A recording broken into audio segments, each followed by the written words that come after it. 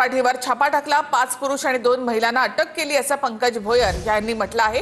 रेव पार्टीमध्ये खडसेंचे जावई होते अशी माहिती देखील मंत्री पंकज भोयर यांनी दिली। तर संपूर्ण प्रकार हा संशयास्पद वाटतो असं संजय राऊतांनी म्हटलंय।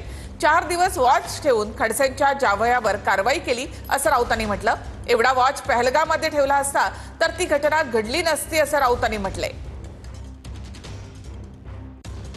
पोलिसांना टिप मिळाल्यानंतर पुण्यातल्या खराडी भागातील एका स्टुडिओ अपार्टमेंटमध्ये पोलिसांनी रेड मारली आणि त्या ठिकाणी 5 पुरुष आणि 2 महिलांना अटक करण्यात आली। वेगवेगळे अंमली पदार्थ देखील त्यांच्यासोबत होते, परंतु नंतर लक्षात आलं की त्या ठिकाणी सन्माननीय एकनाथरावजी खडसे यांचे जावई देखील होते।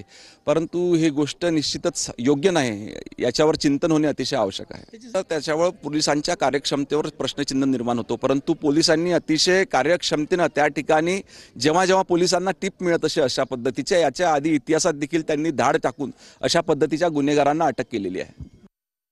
हा संपूर्ण प्रकार मला संशयास्पद वाटतो। अजूनही रेव पार्टीचा संशयात तिथे एखादी पार्टी सुरू असेल, 4 दिवस वॉच ठेवून एका माणसावर, म्हणजे कोणावर तर खडसेंच्या जावयावर 4 दिवस वॉच होता म्हणून। एवढा वॉच जर पहलगावमध्ये ठेवला असता तर ते अतिरेकी पळून नसते गेले। बरं, एवढा वॉच जर त्या पहलगावमधला अतिरेक्यांवर ठेवला असता तर ती घटनाच घडली नसती। 26 आमच्या महिलांचं कुंकू पुसलं गेलं नसतं आणि ते अतिरेकी आज जे सापडत नाहीत ते सापडले तरी असते झाल्यावर।